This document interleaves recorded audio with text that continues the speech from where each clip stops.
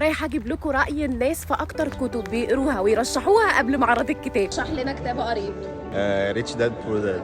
كيف تكسب الأصدقاء وتؤثر في نفوس الناس. الخروج عن النص. المرأة والسطور. خواطر. الله. مش بقرا كتب. The Secret. كده اسمه 1984. عيب قوي. كتاب حياتي عين.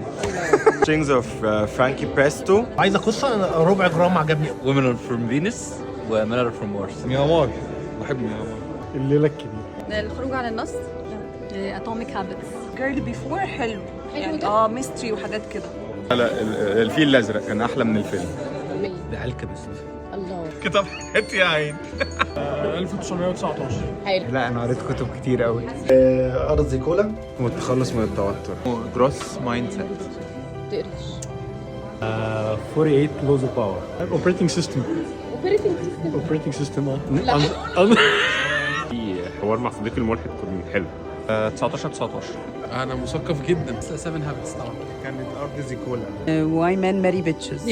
كان حلو قوي قوي. Who moved my cheese. صحة العلاقات. يعني بدل ما بقرا كتب علشان انا ما عنديش وقت قوي، في واحده انفلونسر بلوجر هي خطيره قوي اسمها فيروز. احسن اجابه اتقالت.